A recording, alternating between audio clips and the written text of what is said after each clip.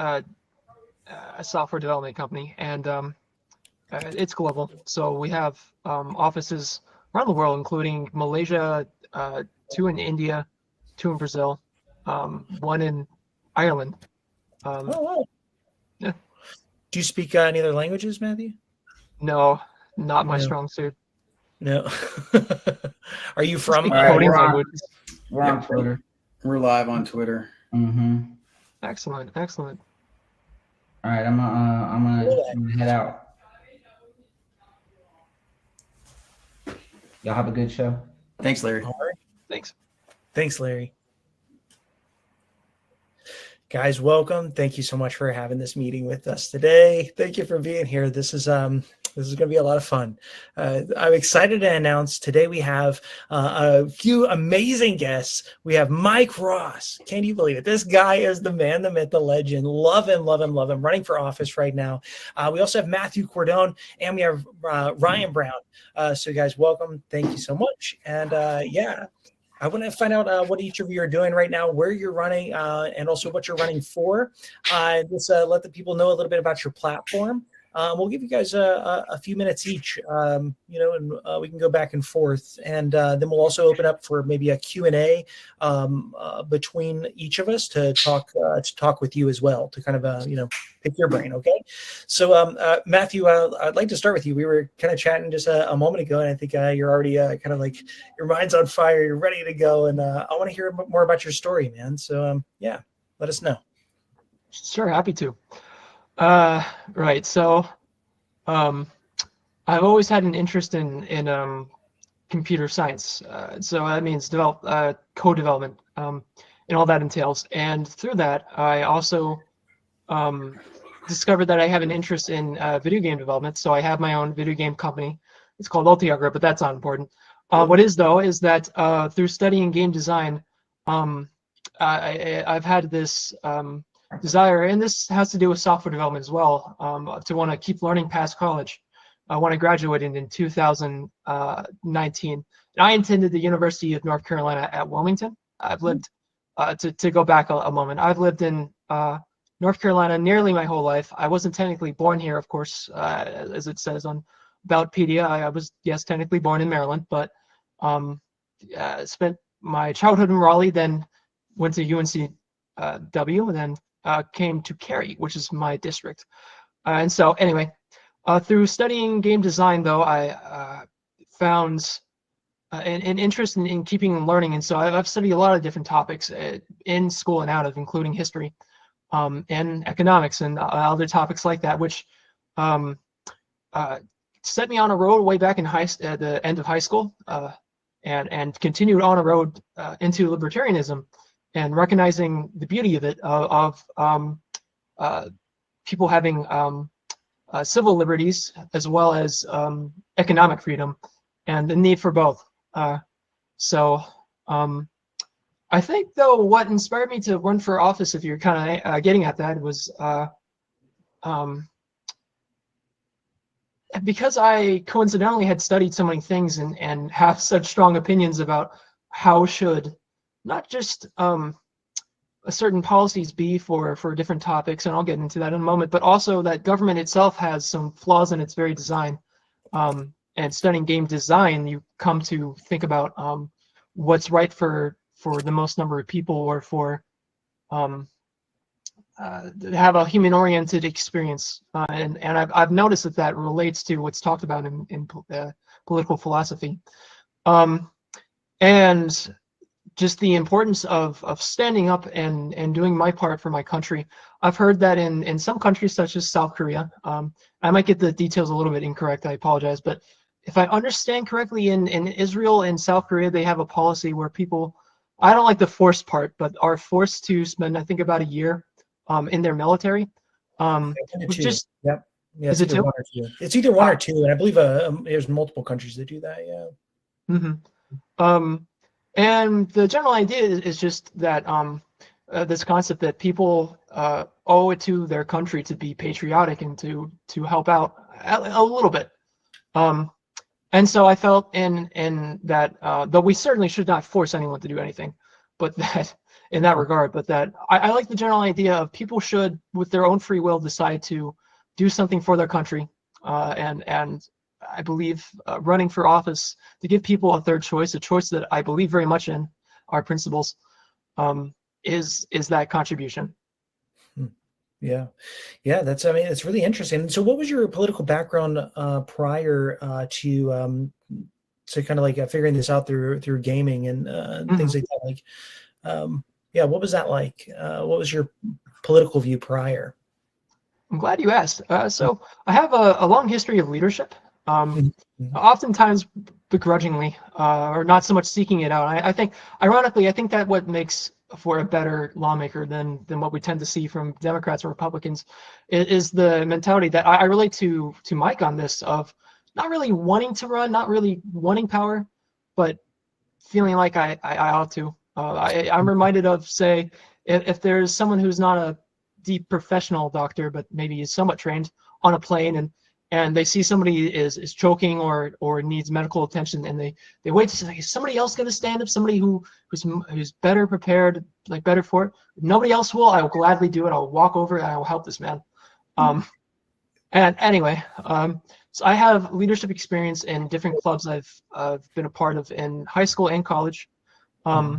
Specifically, in college, I not only took a class in political science, but I actually still have the book for that sitting on my counter. I rediscovered that I own it still. Nice. But I also ran for treasurer position at my creative writing club. Not my club, but the club that I was a part of in college. Yeah. And doing so was a changed moment for me, where maybe in early high school or middle school, I thought to myself, I'm never going to be the type of person that would win a popularity contest. I'm never going to be prom king or something like that. Right. I think a lot of people think that themselves. They're like, it's just not my road. But then, running for office in that little club in that humble way, it made me think that there's a deep need for leadership in all kinds of places by those who are qualified to do it. Sure. Again, kind of like the semi-trained doctor on the plane example I give. And as such, I think it's very important to give people those options to consider. Yeah. So what are some things going on in your district, right? You're in District 11, is that correct? Mm-hmm. Right. Yes. So what are some things, leadership wise, that like you feel that a libertarian is the best choice for leadership to handle those situations? I was just telling a voter by email, because she asked to learn more about why should they vote for me, from my own words. Yeah. And which I really appreciate. It's really nice when people reach out to you by email. And I said, one of the main things that's important about me, as compared to my opponents, which I only mention it just to show the totality of who they're voting for and what's at stake, is that I make honesty a rather top priority. That it really gets on my heart if I ever tell even a small white lie. And I work really hard each day for this whole campaign. I began my campaign, roughly speaking, January 2nd or something like that, so a whole year now. Yeah. To try to consistently be a good leader, and to hope that people understand that if a person has good character, that's going to flow downstream to their actions as a lawmaker. The consistent behavior they might have, Right. the morality that they bring to how they write laws. This, in a way that it's a demonstration of care, and an effort to build trust. That I want to have that also with say how I vote and how I would speak to people as a lawmaker in that 2-year session.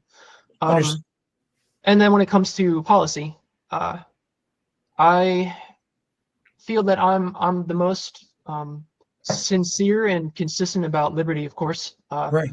with regards to doing things that maybe all the lawmakers, like my Republican opponent, for example, would not be willing to, such as restoring in the state constitution the fact that since we are the United States, we are states that have chosen to be united, we can choose to be ununited Oh, I believe.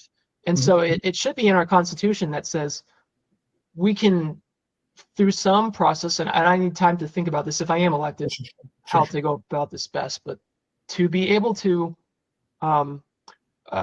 resolve our bonds and lead peacefully. That is our right as a people, and the DC shouldn't force upon us that we have to stay as one big unhappy family if it ever comes to a point where we feel that way. Right. And that's what, it's a real quick aside. Some people confuse that with I want to leave the United Oh, States. yeah, No, yeah. what I'm saying is we should be allowed to talk about this. We can't even talk about it. Right. And I think that's a sign that we really aren't as free as sometimes we think that we are. That's right. Yeah. So I guess I was trying to, and those are great points. I totally understand exactly where you're coming from on the ideas of secession and having that sort of in the Constitution.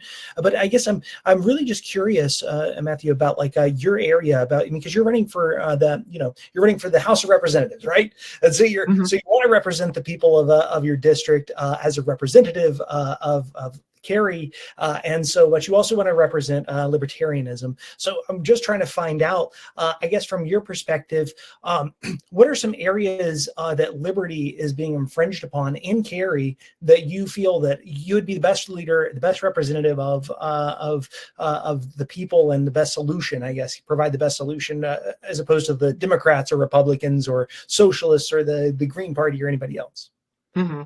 Yeah. So that's a great question. And with being a House of Representative member, there's a tension between wanting to accurately represent the people who would be voting for me, and then also the technicality of your role is to write laws for all of North Carolina or regionally if the law is specifically best for that purpose. I've seen some laws and studying laws of this current session in the last 2 years that have been very regional, say affect 2 or 3 counties. And I've seen most laws, however, by contrast, that are talked about and written on, voted are actually for all of North Carolina. But that should, yes, concern, in my case, Cary in that thought process. And how I address that is I've been listening to the concerns of voters in neighborhoods. I go to various neighborhoods all throughout my district, but truthfully more so in the southern half because that's just closer to me and I don't have a car. And so the main way that I want to represent the people of Cary accurately, and that I take this more seriously, and I think either one of my opponents, is that I truly listen to them and I pay attention to what we have here and why we come here, move down to here, for example, what it is we do, and by studying the geography. I've seen poor neighborhoods. I've seen very, very rich neighborhoods, and everything in between. And so I think about that balance. But I know this is maybe not the answer you're hoping for, but what I find that is concerning Cary is either the responsibility of the the city of Cary, because I can't pronounce that word apparently. And in that regard is, to me, very much their responsibility. The local government, I mean to say, not really for me to impose upon. Although I will mention education freedom matters to the people in my area, because I know of a small handful of homeschoolers as well as lots of private schools that happen to be located here. So that's one thing for certain. I would feel that as a state level lawmaker that I would need to, although I believe so strongly in federalism, the separation of powers, I feel nevertheless that the housing crisis is a true crisis. And I try my best not to use the word crisis often, much like I try not to call things genocide very often. But because I don't like the fearmonger unless I feel like it's absolutely necessary. But I've seen the data that has come from places like FEE or the Reason Foundation and such that are saying North Carolina is on a very bad track, that our economy is really slipping, in part because the housing here is particularly bad and heading to be worse. And I feel this is one area where I'm out of patience with the local government. I would love for them to fix this issue as they should, but in the way they've been captured by the NIMBYs, not in my backyard, Yeah. I feel that I have to step in and do something, because it's very important that people have those housing options. Oh, yeah. And that because this is a rights thing, that I think people should have availability of housing. I think that as a way of purchase, that is, I think that should be a right, as compared to tyranny of the majority, which is, to me, and the way that it's tyranny, that's something we have to fight against. Personally, that's how I feel. Yeah, well, hey, thank you so much, Matthew. I mean, I love your passion. It sounds like if anything comes up like in this Q&A that we're about to have right now, when I open it up and everything, just let it flow. And, we want to hear more of your ideas, definitely. And so the fact that you're doing this already is amazing, man. You're already far above everybody else and doing way more than most people. So thank you so much for what you're doing. Okay. So, guys, if you I'd like to open it up to the floor now. So, we have Ryan and Mike here. Let's open it up for some questions or just some chat, whatever you want. Yeah, I mean, Matthew, you kind of hit on something that I've tried to do on the campaign trail, right? Granted, I'm running statewide for governor, but I think that the tools that you talk of, right, as far as how we push back, I don't think that, that the average person in North Carolina is ready to talk about the word that shall not be mentioned. But the reality is, when you look back to 1776, our founders were traitors, right? Because they went against a monarchy. But the reality of a monarchy is that you are looking at the rule of the king. There's not a structure or a rule set or a playbook. And the founders, I think, have given us the solution.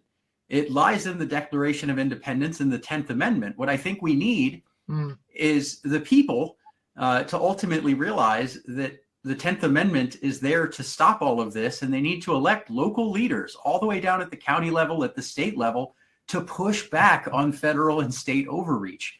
Because we have the power. You just look at it, and there's nobody challenging the 10th Amendment before the Supreme Court. Because I think the 10th Amendment is pretty clear, and nobody really wants to deal with those challenges, because they ultimately tell us that the power does not belong to those politicians in DC or in Raleigh, but to we the people of the United States. So I think, I try to lead with the Declaration of Independence and the 10th Amendment rather than going the way of bringing up the S word. But the reality is that's nothing more than total nullification, right? Like all it is the most radical form of nullification. You're essentially nullifying all federal law. So I think that's something that if libertarians can put out there and maybe not go to the extreme of secession, but talk about nullification, right? I mean, it's something that's delivered libertarian wins in other states.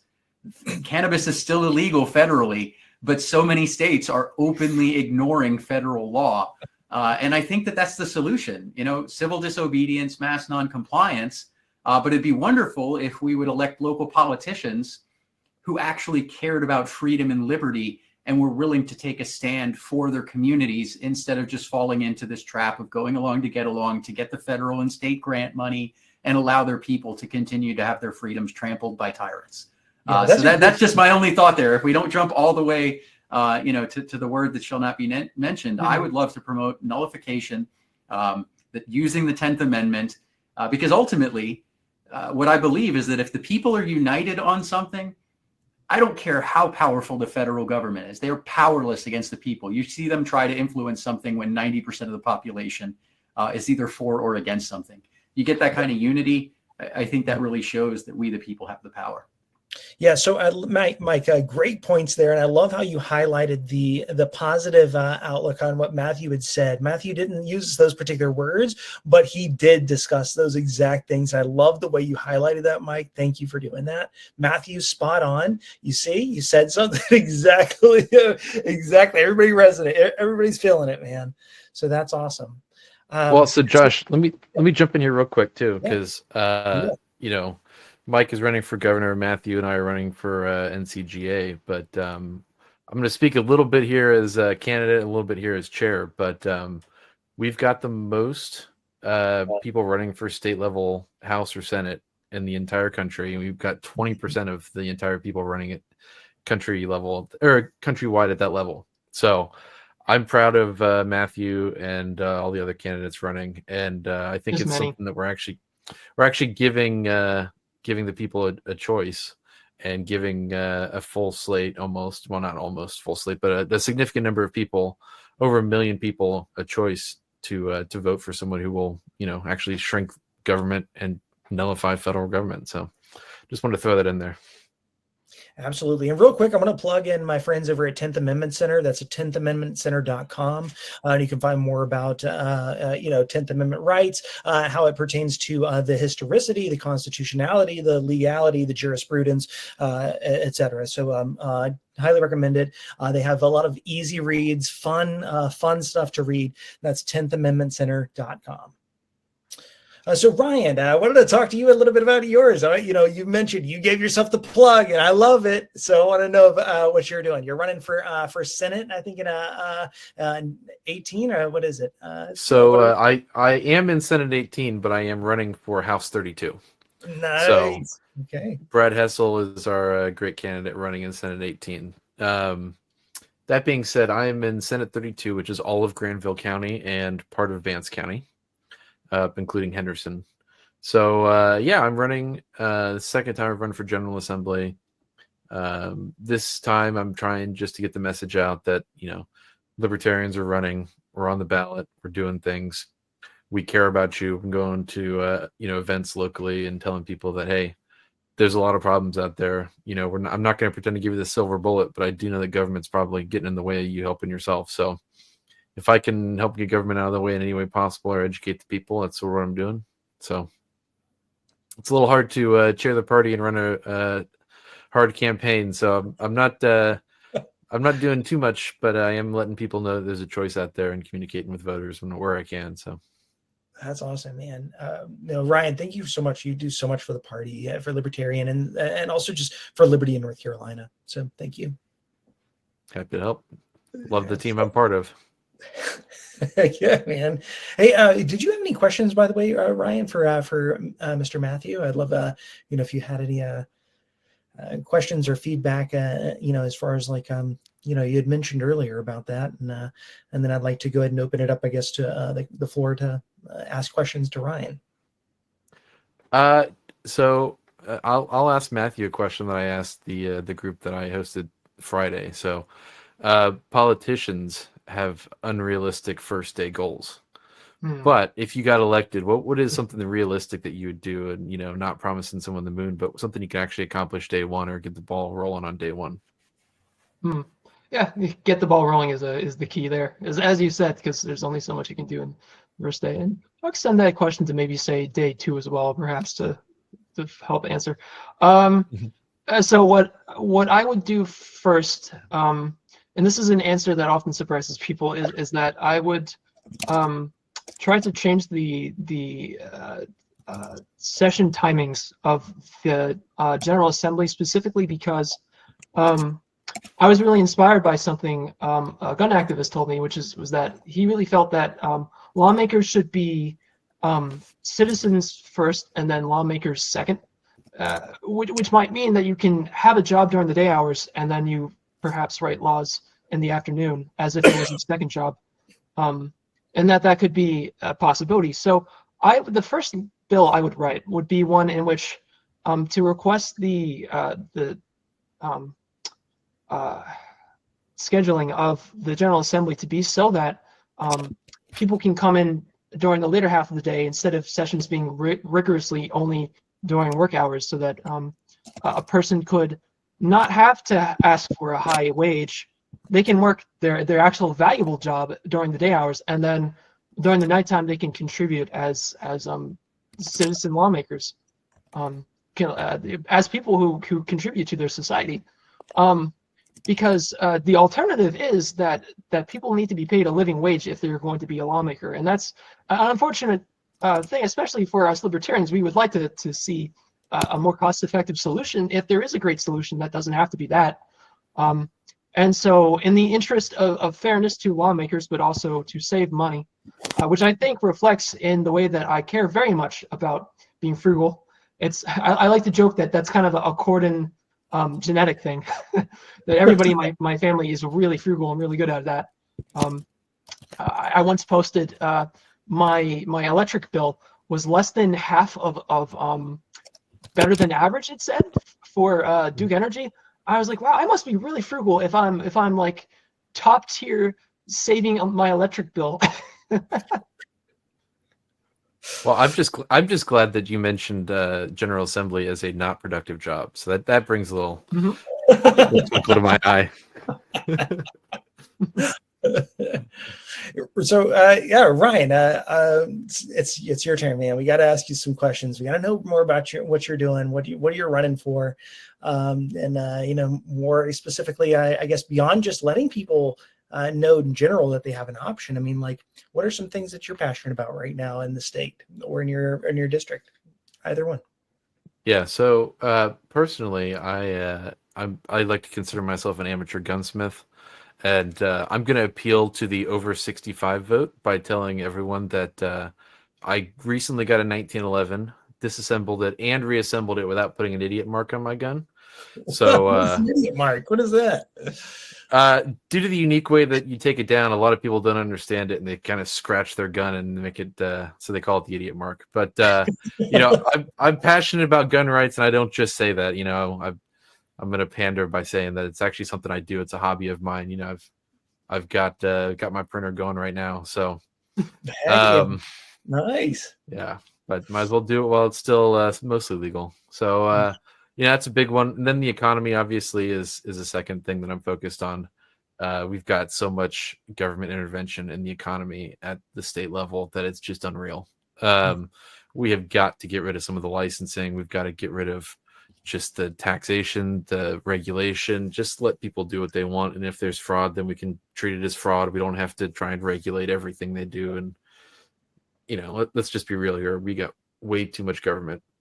And that spills over into healthcare because we regulate the crap out of healthcare.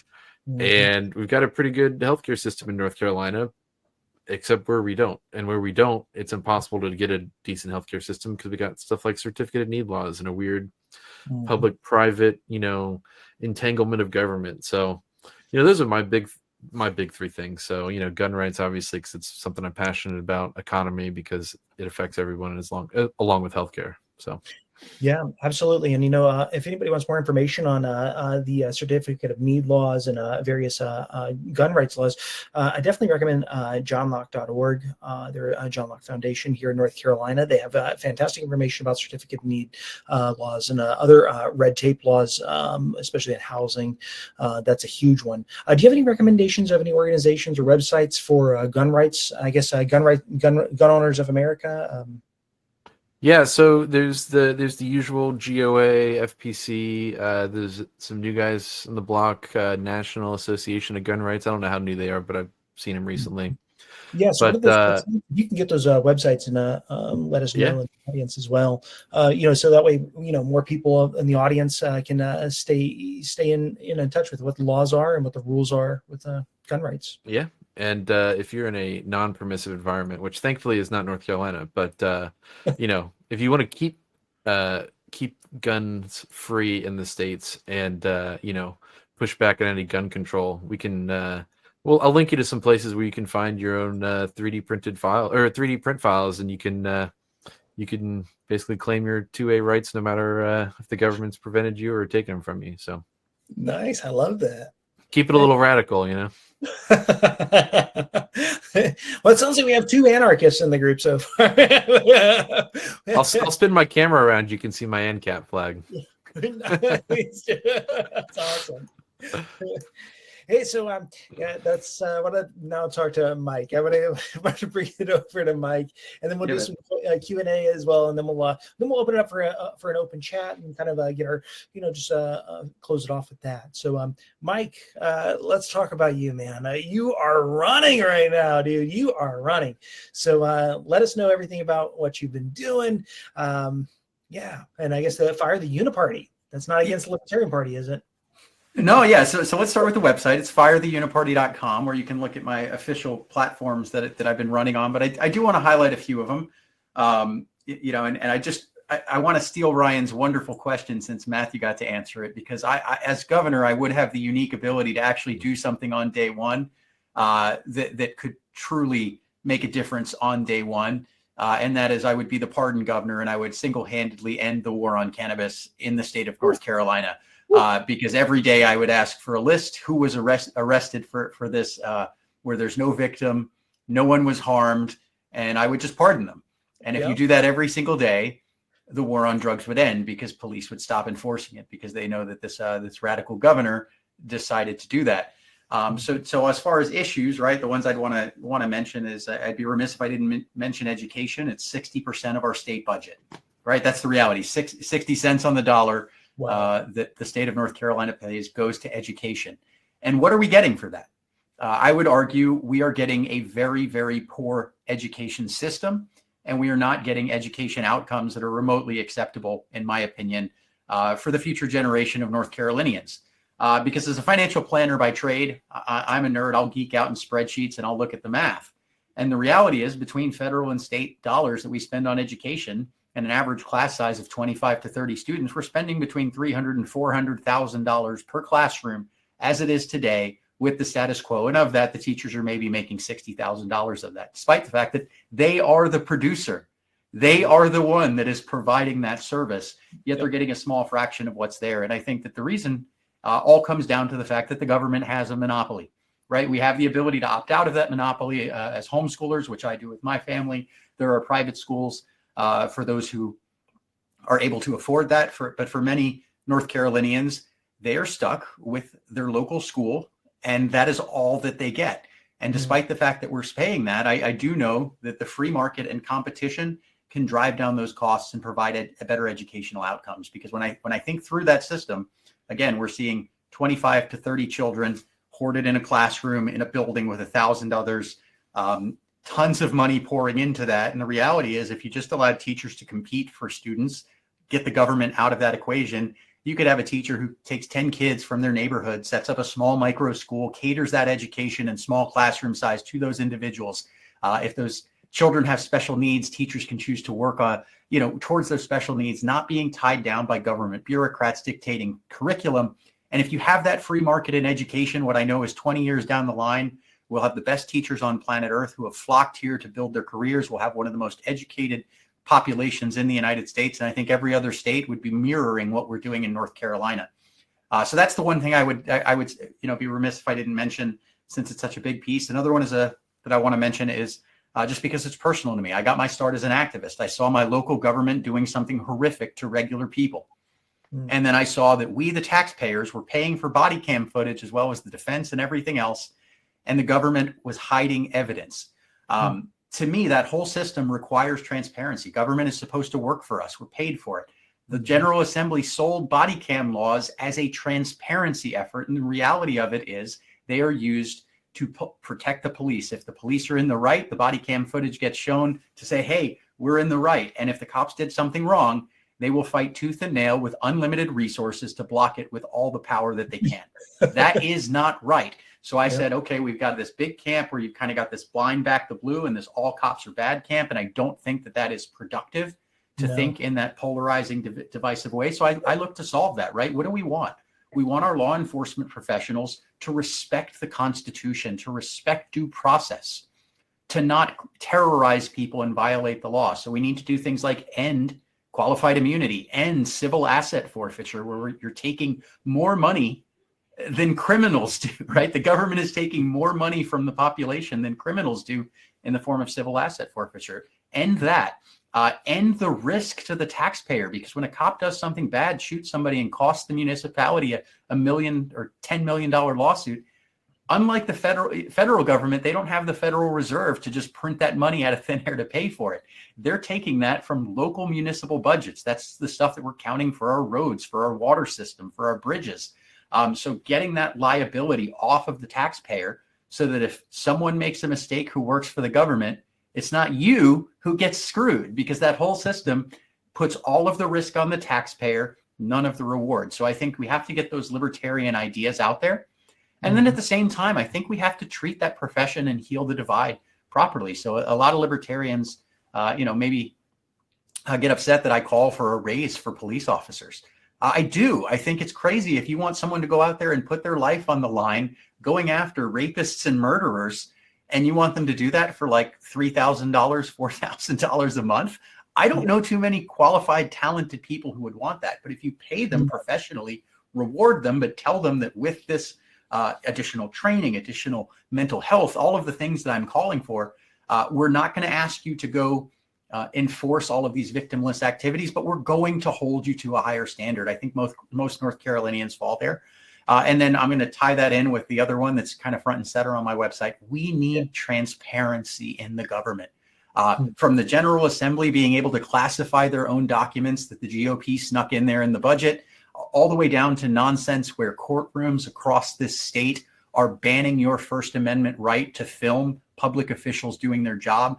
I have seen that happen in my local courts. I have heard horror stories from family courts, and I think sunlight is the best disinfectant. And we need to get rid of all of the things at every level of government that are doing nothing but providing opacity and blocking transparency from the people of North Carolina. So those are kind of three things: education, criminal justice reform, and government transparency that I want to lead with. There's tons of other things, but I'm gonna stop at three.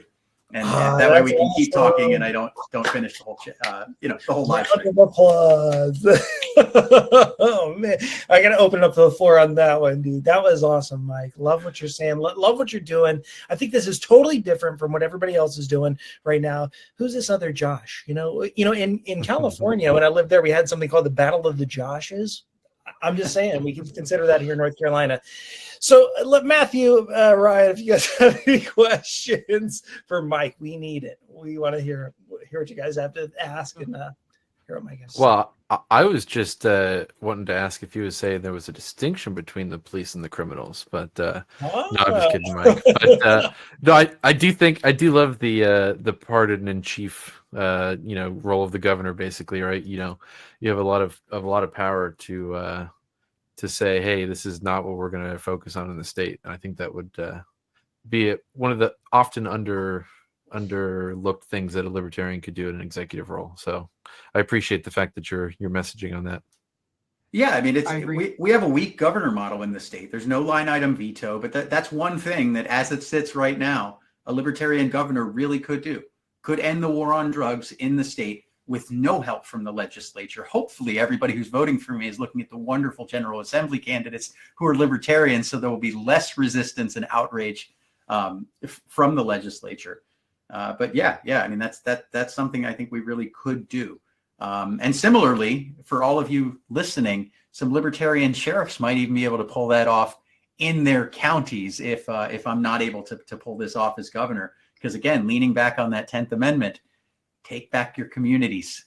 You have the power. They don't want you to know, but you have that power. You just need to get with your communities and elect people who are not going to be cogs in the machine. You need to elect people who will truly represent the interests of your communities, even if that means telling the state or federal governments, no, we want no piece of it. We're going to ignore you. We're not going to comply. Because once we start doing that, that is when I think we'll truly be able to claw some of this liberty back. Nice. I wanted to comment. I really agree on the aspect of how important the 10th Amendment is, and I certainly agree that's a good alternative to the whole discussion of should there ever be the S word.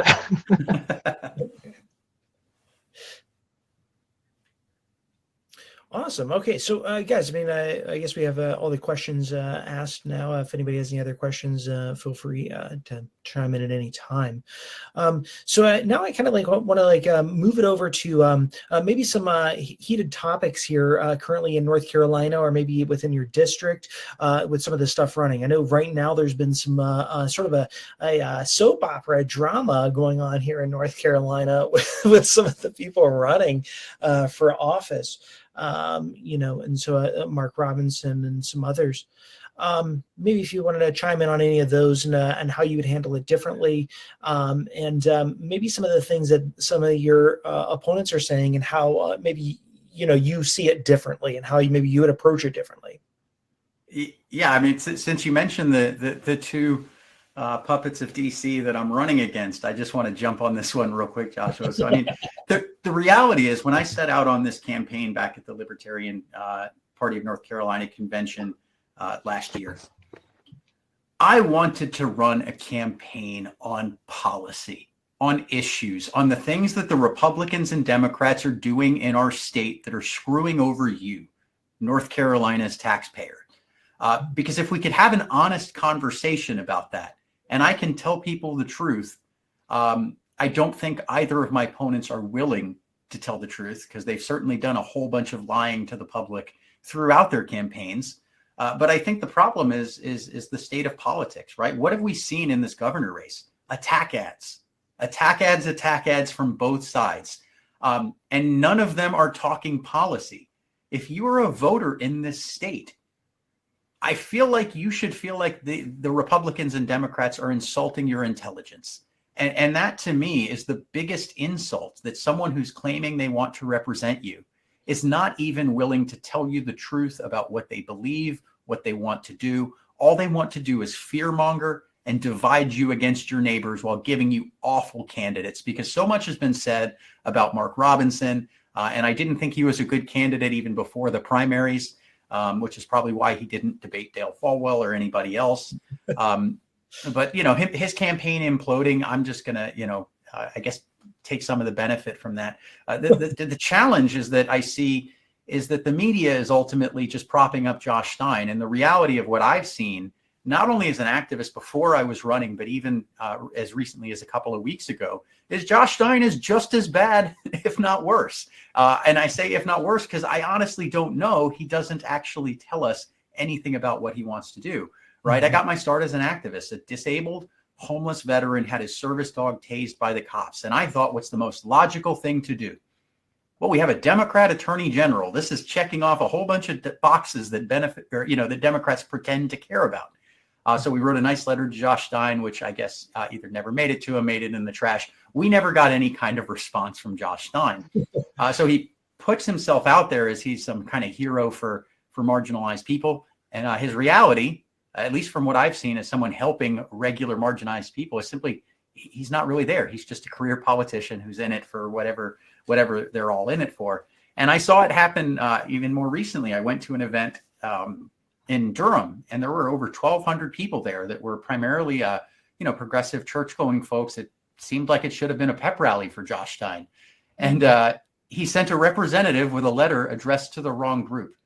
Like, that's how little he cares about the campaign. You know, most candidates would love for an opportunity to speak to 1,200 people, right? I'm a libertarian, and I was happy to sign up and bring a message that they're probably not used to hearing. And he couldn't even show up when he lives in Raleigh, like it's Durham, right? Like you can't even show up to that. And then to add insult to injury, you send a representative to read a letter addressed to the wrong group. Like that's the leading candidate for the Democrats, and Mark Robinson's the leading candidate for the Republicans. You deserve better, North Carolina, and libertarians are offering you better, not just at my race, but all the way down ballot. So 60% of North Carolinians said they're tired of the two-party system. Stop voting for it. We've got a libertarian chair who's also a candidate who's got, I would argue, the most successful libertarian party in the country, right? There's around 50,000 libertarians registered in North Carolina, second only to California, who's got around 100,000, but they're 4 times our size. We're running more candidates at the state level than any other state in the country. So if you're here, if you're an unaffiliated voter, you are who we are trying to campaign for. We are trying to give you some representation because your government does not have any that represents you if you're not a Republican or a Democrat. 100% of seats at the state level of the executive, legislative, and judicial branch are Republicans or Democrats, and almost 40% of the population of North Carolina is not a Republican or Democrat. So please, don't only vote for me. Look down ballot. There are wonderful libertarian candidates. Give them your vote. Vote against this system. This is the system that is putting your children, your great-grandchildren in 6-figure debt for the crime of being born. I mean, that's the reality of 2024. Libertarians actually want to stop this. Republicans and Democrats have consistently shown you through their actions, through their policy, that they don't. So if you're tired of it, you got to come with us and join that. And Ryan, since you're the chair, I'm just going to say this one. Even after your vote, get involved, find your local county affiliate, help us run 100 libertarians next cycle, 200 libertarians. We want you. We want you to have a seat at the table. Come be a part of this movement. Come fight for liberty with us. May I comment on that? You said a lot of great things and it inspired me. Yeah. Look at that. Inspirational. The man That's my job at the top of the ticket, Matthew. And you're good at that too. Thank you. I couldn't be at the top of the ticket. I don't know if I'm as quick-witted as you are. But I wanted to say and add to that so much as that is so very important. And the number of candidates we're running is phenomenal. It's so important to pay attention to this because it means this is the best time perhaps yet to vote for a libertarian in North Carolina. And this next thing I'm going to say is unfortunate, but we don't know for a fact, because nobody knows the future, what 2 years, 4 years is going to look like.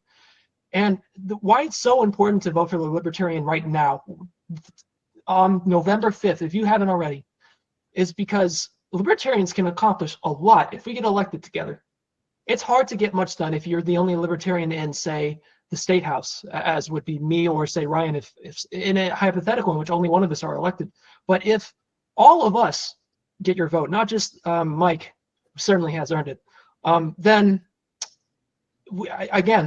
unlike perhaps many past elections that have come before, people have said, oh, well, you libertarians, I like what you say, but it's not very many of you that run for office, what have you. This is the time. I mean, maybe it will be even better the next 2 years, but we don't know that. We need this momentum to keep going, and it will keep going if you are so kind as to vote for us. Absolutely. And vote for us and get involved. I'm telling you, I've talked to activists and people within the inner workings of the Republican and Democrat Party, even here in the state. And even for their members, it's a big club that they ain't in.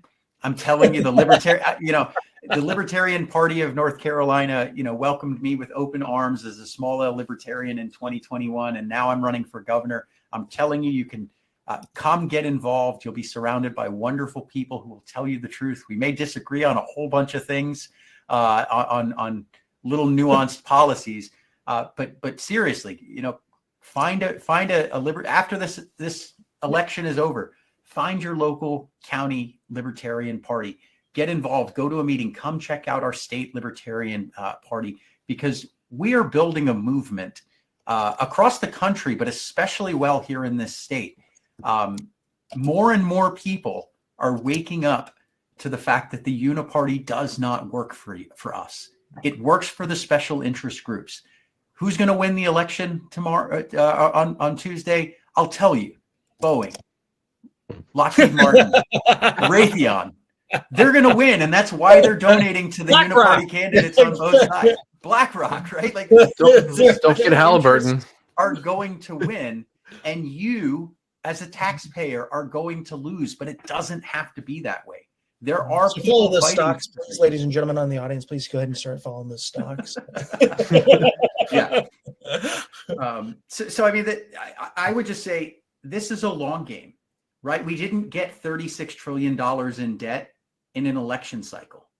We're not going to be able to undo that. So think of the momentum that we can build here as more and more people wake up. We need it to be the home. I think North Carolina is a very welcoming libertarian party, regardless of what flavor of libertarian or how libertarian adjacent you are.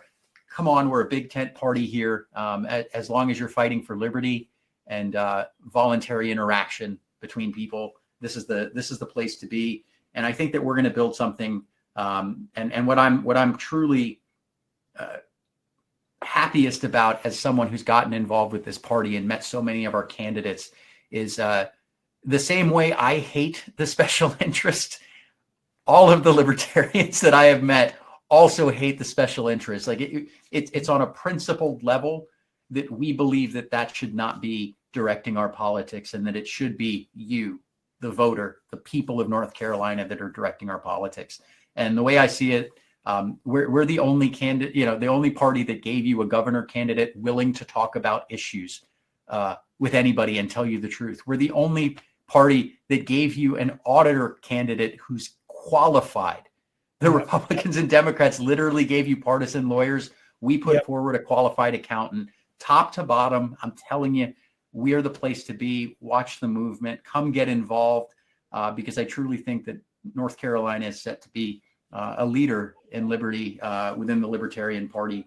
You know, we're pretty North Carolina focused. We leave it all at the door, and we care about North Carolina. And I think that as a voter is something that you should want. Absolutely. I will say, Mike, though, that we are very principled. But if Boeing, Halliburton, Raytheon wanted to give us a bunch of money, that's fine, because we got the most principled, honest, and candidates with the most integrity. So we'll just turn that around and use it to lobby against them and pass defend the guard legislation. So, but seriously though, next year it was mentioned, 2025, obviously we're doing 2024 candidate live stream, but 2025, 26, 27, there's a lot of local races that you guys can be a part of. So, look for your city council or your mayor or something, look for that, and we'll be happy to help you out and hopefully get elected, because those are the races we gotta build people up, build our bench up, and in a couple of years we'll actually be seriously competing for the governor race, right? Because we've got people who are, I don't know, saying you're not doing it seriously, but I'm saying we'll be pushing people who have been elected before, and we'll be pushing people who have gotten the job done. We'll be pushing people that have been at a county level and actually made changes in people's lives for the better, and not been someone who got elected to make themselves rich. So, yep. Absolutely. And, it's just bringing it in on the fact that we are home to the Carolinas, and the fact that Andrew Jackson, started here in Virginia, right there. The Democratic Republican Party began under Jefferson. And, when we look across the span since 1792 and 1824, since then, ask yourselves, what really have the Democrats and Republicans done for you, other than just create this constant drama back and forth, just this constant turmoil? The first coup d'etat to ever happen in the United States happened in Wilmington, North Carolina, because of their political nonsense, that they just want to go in and slaughter people, take over office, and make sure they maintain control. I also want to bring it in on the fact that this is one person in particular in our North Carolinian history that I have a major issue with, and that's Robert Doughton. Look at the history of Robert Doughton and how he's divided this country as well as this state, and has created this stronghold of politics, of this Democratic stronghold over the state, so much so that it's like blinded people. They don't even see how fascist it really is, yet they sling these words like fascism and fascist at everybody. Yet look at the history of this man. The first marijuana laws in the country, some of the first major gun laws in the country, advocate for some of the first tax laws in the country, advocate for the ABC system, advocate for he was the lead person, sat right beside the man while he signed the Social Security Act. I mean, this man was pushing socialist agendas left and right from here in North Carolina. Robert Doughton, look this man up. He was named after Robert E. Lee also. So for the leftists out there, he has a major park up in the Blue Ridge Parkway. I'm not sure that was destroyed or not by the hurricane. Nonetheless, I'm just saying, the fact is, it's so embedded in this state. And now we actually are offering an opportunity, not only for North Carolinians and local districts, local areas, but we're offering something to the country to be able to establish more freedom, greater opportunities for people. And we're not talking about necessarily like ending all government institutions, or saying that, we don't understand the difficulties or the struggles that people are going through, as Mike Ross had pointed out, or the fact that, like Matthew had pointed out, the fact that people should be able to leave or to be able to start here if they want. Either one, doesn't matter. Or if Ryan says, people have the natural right of owning guns and be able to produce the guns that they want, so long as they're being peaceful and voluntary in their actions. Like, these are core American ideals and values that we're holding, and these are being eroded every day by the Democrats and Republicans, every single day. And we can talk about it all we want, and we can debate a million times over. But the thing is, today we're actually offering something new for the local areas, for the state, and for this country. And I believe in these men. I actually believe everything that Mike Ross says, and I think that he's actually going to accomplish it as long as more people start voting this way. And if, let's say that he doesn't win, let's say that next Tuesday the results come in and they say, oh, you know what, the Democrats won or the Republicans won. Okay, we still want you to get involved because this is a serious thing that's happening today. Our economy is taking a major tank. It is time for you to start investing in real assets, either property or buying gold, moneymetals.com. Start buying real assets and start living as a libertarian. Not only learning more about the philosophy and the politics behind it and how it affects our everyday lives, and the fact that you have to go to a government store and beg them 6 days a week if you want alcohol. Please, sir, please. Not on holidays, sir. No, not on Sunday, not on the Lord's Day. But real freedom, real changes. And start getting involved in your local groups. Honestly, this is the way that real change is going to happen. So that's I would just add, there are some things of government that we could just abolish, full stop, starting with the ABC. I mean, yes. Where in the founding vision was it that the government would have a monopoly on retail liquor stores? Because let's be honest, that's what it is. If you wanted to start a shop that sells special whiskey, you can't do it. It's illegal. I know, man. I think only 7 states. I think only 7 states in the entire country have this kind of control over the alcohol production and sales in the state. Just abolish all it. of them are right. All of them are right around North Carolina. Look, we can abolish it without even having a Department of Government Efficiency. We can just cut that first and then go straight to cutting everything else. So. Yep. Exactly. And it's so weird that they'll respond and be like, well, you're just going to have all this chaos. You're going to have all these drunks everywhere. You're going to have all this drunk driving and et cetera, et cetera, et cetera. I mean, like that beer that was made for chugging that you could buy at the grocery store, it didn't make you drunk, or that bottle of wine that you could just, Yeah. It's so weird, man. It's just wild. Yeah, it's wild. That people don't even realize. I bought my dad a bottle of scotch, and he doesn't live in North Carolina. The bottle of scotch in North Carolina is $120, and it was $70 at Costco, where he lives.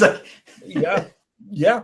I mean, in California, you can just go to Trader Joe's and you just go buy buy a bottle of whiskey or whatever, just you buy it with your regular groceries, no problems. And there's not any a greater of a risk of issues as far as drunk driving, things like that. And people are going to point to whatever statistics they can to control it and keep controlling it. And that's why I've also pointed out in a recent article on CarolinaJournal.com that, in fact, some of these people are making over $220,000 a year here in the ABC system here in North Carolina.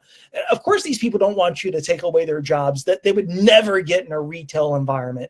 You know what I mean? This is absolutely insane. They use taxpayer dollars to store all the liquor here in single warehouses in Raleigh, and then have a monopoly over the distribution, and then have a monopoly on the sales and the profits taken in.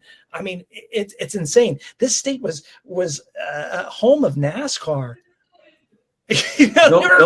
built on moonshine, right?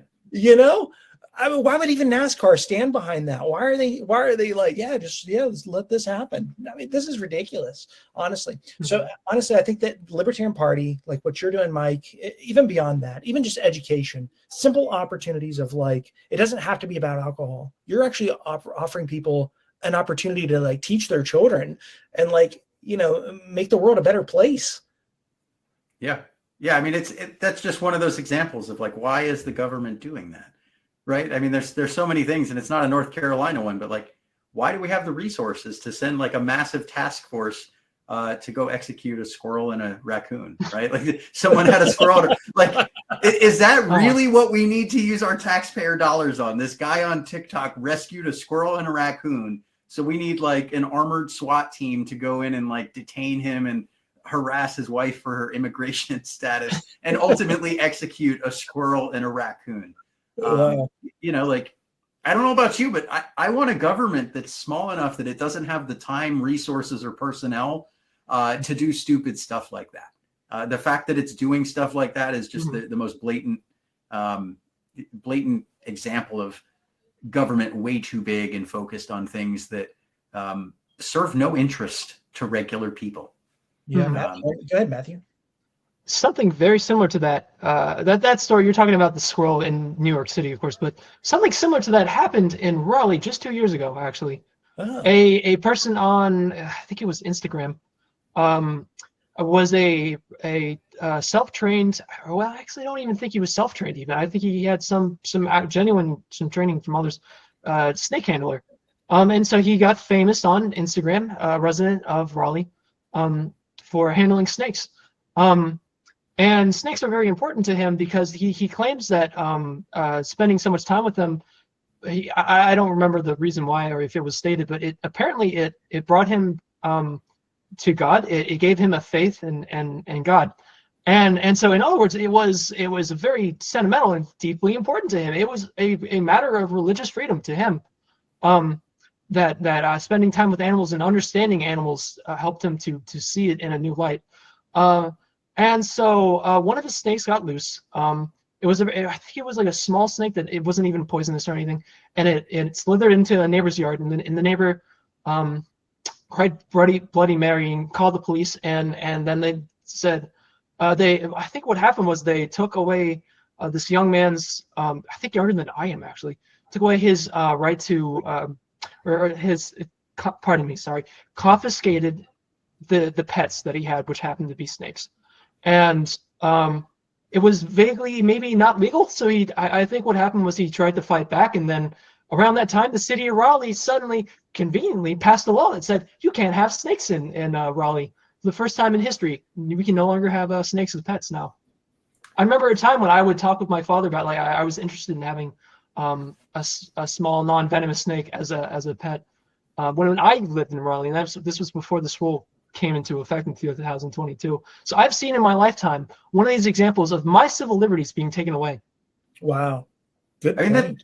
that's just ridiculous, right? If you just put yourself out there and just try to put yourself in the shoes, because that's something I really try to do whenever I'm looking at anything, is put myself in the shoes. Like what could possibly be going through somebody's mind to make them come to whatever decision? Like put yourself in someone's shoes to try to understand them.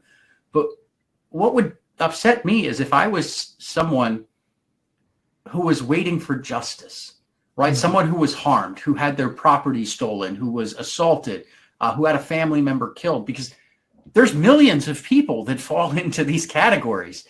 And to see that your government is taking money that was taken from society with the intended purpose of providing justice and safety, and rather than seeking to get you justice and find that person who victimized you or your family, they're spending all of this money to go kill somebody's pet, or legislative time to ban snakes. Like there are just countless examples of money being plundered from society and spent on nonsense that does nothing to make society better, and arguably makes society worse because they're just infringing on our freedoms and liberty.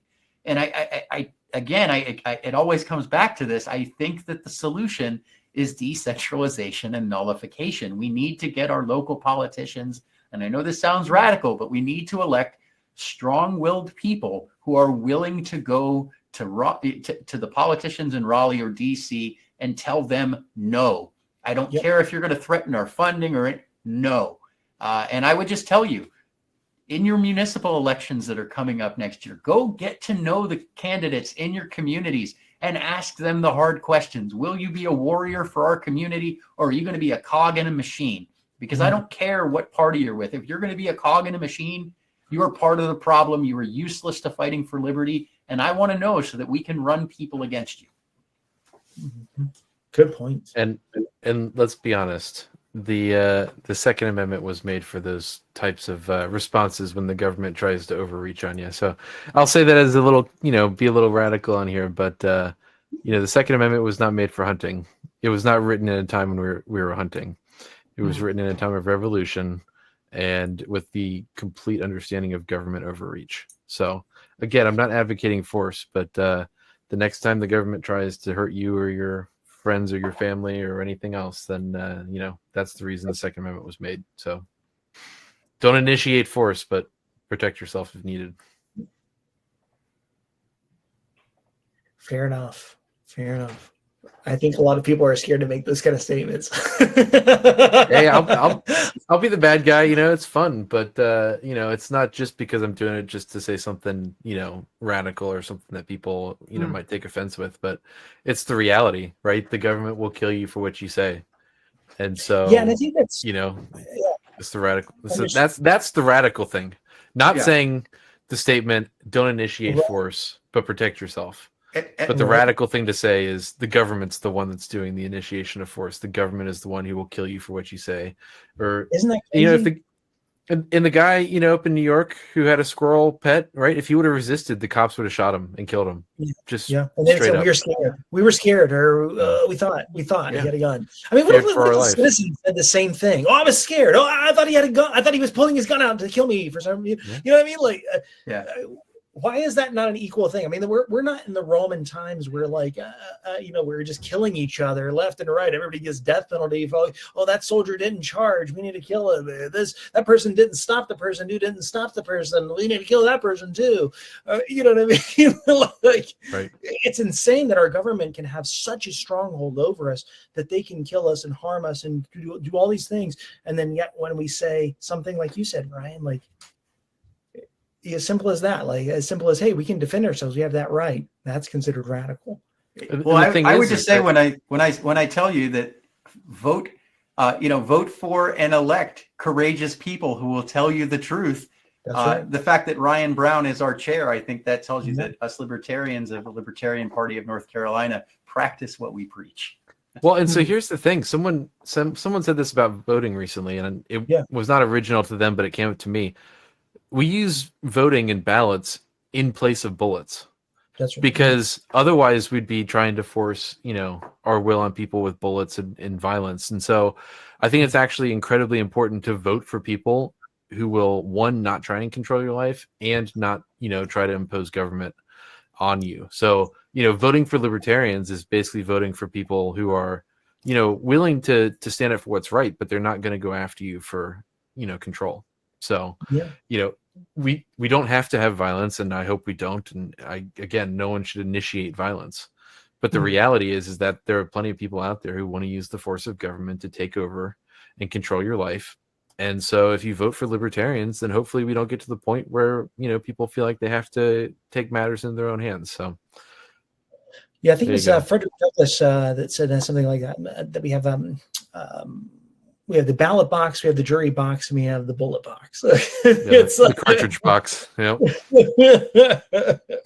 Those are fair points, Ryan. And Mike, you made a good point. Ryan he's the chair, and I mean, this man is brave. He really does speak, and he lives what he talks. I mean, he really is a brave leader. And I really do agree with what you said there, Mike, that just like you and just like Matthew, I mean, you guys are really brave people. You're speaking out against the crowds, and you're saying against like what the norm, I mean, that people are proud of this. I talk to people about the ABC system all the time, and Republicans will be like, well, I'm fine with going to the liquor store and buying my liquor 6 days a week. I know it ain't going to be open on the holiday. I'm gonna go ahead and be ahead of it.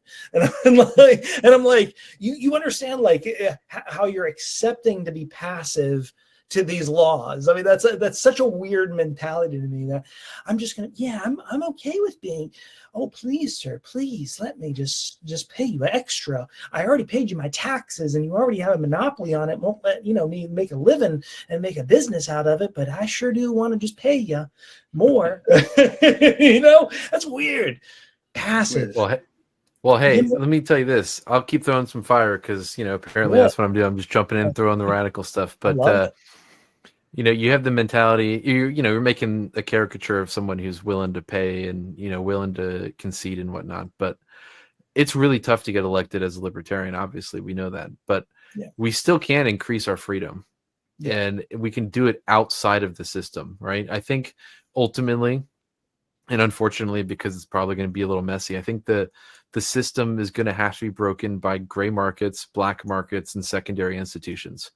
And so, we're talking about candidates and we're playing inside the game and whatnot. But at the same time, you build up your family, you build up your church, you build up your neighborhood, you build up your community.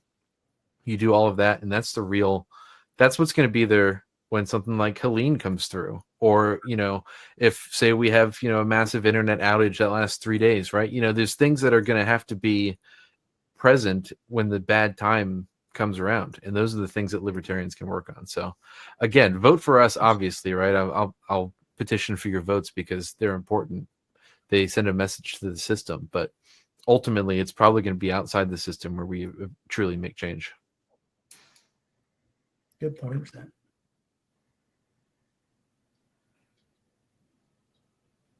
Matthew, Mike. I keep thinking back to the question of gun rights, because I happen to have read things, I've seen things, of course, just easily in the news as well. So not just statistics from polling, but also just what you see on Twitter, that guns are a very contentious issue, and we're certainly aware of that. And I bring this up because it's interesting that of all the rights that the Constitution guarantees, that's the one that people like the least in polling. And as such, I think it's misunderstood. And we've already kind of touched on that to a good extent.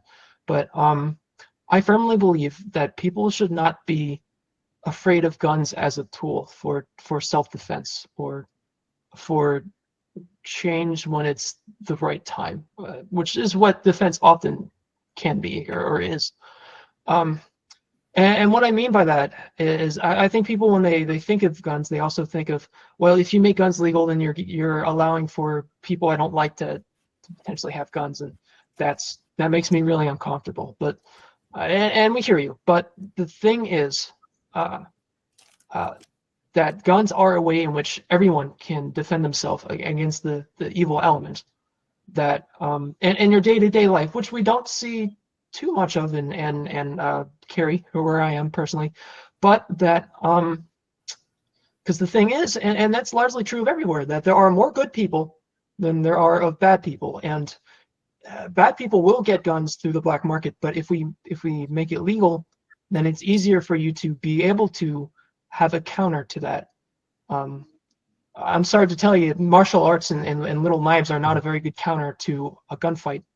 And so for your safety, because we care about you, that's why you should have a right to guns. It also, as we've talked about, it makes for a very good deterrent to you being abused by people more powerful than yourself, which often, again, has to do with guns, because if, God forbid, a police officer is not being moral and they come to your house, maybe there was a mix-up. They're looking, in my case, maybe they're looking for Matthew Kordon, Gordon, but they come to my house by mistake, right? You want to be able to have some sort of deterrent to potentially save your life and your family members. And in a circumstance like that, it might happen to you, I'm sorry to say. And so this is why your right to a gun is a good thing and would make the world better and would make the world safer, especially if we make the point of training ourselves in safety and taking it very solemnly, seriously.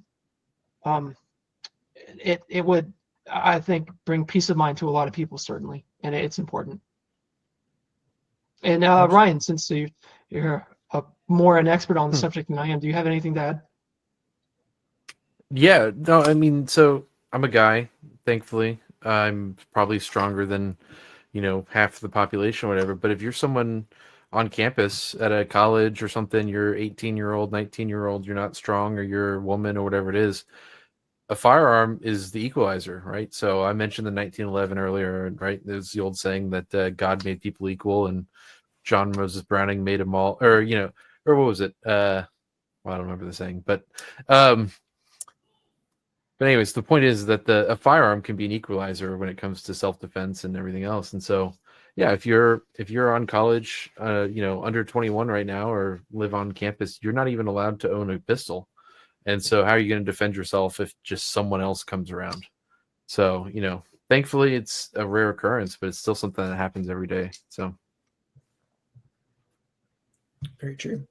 Yeah. I would just want to close, if I could just leave one thing out there that we talk about the importance of the Second Amendment. We talk about the importance of voting and looking for local leaders who are willing to push back. But there's something that a lot of North Carolinians could do to claim liberty back for their family right now. So if there's anybody out there who's a parent like I am, this was something that was very scary. It was something I've been following for years, but you can get your child out of government schooling today. Technology has advanced at a level where if you've got 3 or 4 hours that you can dedicate to your child, the resources, the tools, the technology that's available is there now. I was scared to do it until COVID forced me to do it. And I can tell you now it was the best decision for my family because all of the nonsense, we can get away from that right now. We can focus on education. And I would just say if it's something that you're even remotely curious about, I know it's not related to the election, but just as someone who's fighting for liberty, go claim your liberty for your family. You can fight the school boards, you can go through all that fight, and I encourage you to go do it. But you can get liberty for your family today. I promise it was scary. It may be scary for you. There's amazing communities out there. Look into homeschooling because I promise you it was something that I was scared about for a long time, and it's been one of the most rewarding things that I've seen. I know that I will be able to raise a free thinker, and I know there's a lot of families in North Carolina that are worried about whether or not they'll be able to raise a free thinker because of the systems that their children are being forced into. So that's what I would just challenge you. That's the way you can claim your liberty right now, regardless of how elections go, at least until they make that illegal. Are there any organizations or websites that you would recommend that people look into? So I mean, I'd be remiss if I didn't plug it, but it's the curriculum that I use. We use the Ron Paul curriculum in my household for the core 4, math, science, English, history, the things that we actually need to know. And I would say, you can go through that. It's a full program, K through 12. You can do it for $450 a year, and then find out what your kids are interested in. I did the core 4, and then I said, okay, what's my son interested? He goes to a coding camp once a week. Like, he's learning things that he can be creative in, skills, things like that I think the school system and education system almost seems like it was designed to train those things out of children. And we need more of those things in our next generation so that we can have innovation to solve some of the real challenges that government is completely inept to solve. Absolutely. And, I would recommend if people want to look more into homeschooling, that they also look into, what is it, John Paul Gatto? Is it Gatto? I think it's Gatto. And also Gary North is one of the guys who wrote Ron Paul's education system there. And he's actually a great Christian libertarian. So, if you are more of the Christian school of libertarianism, the Ron Paul curriculum does still fit into that as well. And so, it's a very good program. I highly recommend it. And if you are interested also in North Carolinian private schooling, I'd recommend the Thales Academy. So those are, my top recommendations personally. If Matthew or Ryan, you have any as well, please recommend those. Well, no, I'm going to jump in and correct my quote there. God created men. Samuel Colt made them equal, and homeschooling parents who are libertarian make their kids more equal. That's how I'm going to parlay that. But seriously, I'm going to echo Mike's point. The public schools are not doing our kids justice. And I say our kids, I feel dirty saying that. The kids of the people of North Carolina, right? They're not our kids. The government doesn't own our kids, right? That's right. And I missed earlier also John Taylor Gatto. There you go. Nice. But yeah, teaching our kids as libertarians, what's up and what the reality is and how to treat people respectfully. That's the same thing we can do as politicians. And so, we were kind of all over the place tonight, right? And we were talking about family and this and candidates and party stuff and whatever it is. But at the same time, right? Like, it's all education, right? Once we educate people and they understand that the reality is that don't hurt people, don't take their stuff, and treat people with respect and care, then we're really gonna make waves in North Carolina. So I guess that'll be my closing statement there. So keep up the education, Absolutely. keep up the learning, and keep up the respect. Absolutely. Any closing words, Matthew? Sure. I really like the discussion on how liberty doesn't end when you vote. It doesn't, in much the same way that, say, a pastor might tell you, your relationship with God doesn't end when Sunday's over and it's Monday, Tuesday, Wednesday, Thursday, Friday, Saturday.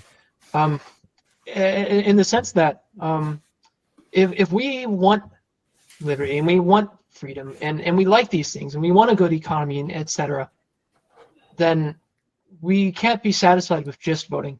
And some of you out there who are listening maybe don't even vote. I know there are some libertarians that say maybe they're anarchists, maybe that's why. But the point is, that's sure.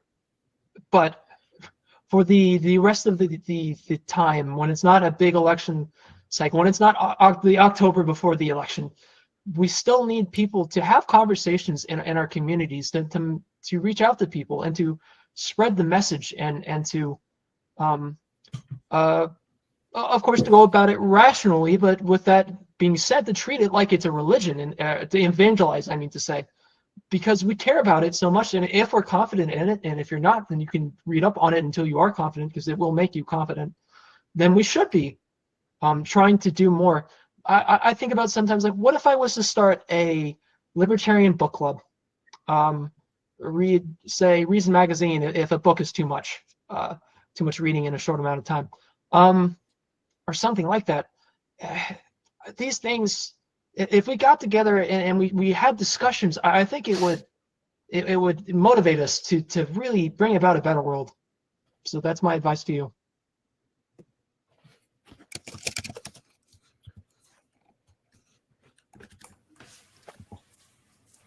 All right. And well, Mike, anything? No, just to anybody listening, I would just say we'd love to have you in the Libertarian Party. We'd love your votes, and we'd like you to join us in the fight for liberty. We didn't lose it overnight, but I think we've got a wonderful group of libertarians fighting for it here in North Carolina. So come be our cavalry. That's 60% of you that are tired of the two-party system. Those of you that are waking up that it doesn't matter whether you get the Republican or Democrat, the special interests are going to win. Things are going to get worse for our families. More money is going to be printed and everything's going to be more expensive. Come join the only party that is actually against those things, because it's us. Absolutely. And it sounds like we're the only ones that are actually offering opportunities outside of government as well. We've listed several websites here, and we'll try to list those in the notes, and things that you can do to get involved in saving liberty outside of politics and outside of government, because we do believe that the people and our voluntary interactions between us is where those real solutions are going to happen. Yeah, thank you so much for everybody watching today. We do believe in our candidates, and we are so happy that they're running. And please get more involved in the Libertarian movement and the Libertarian Party here in North Carolina, and visit our website.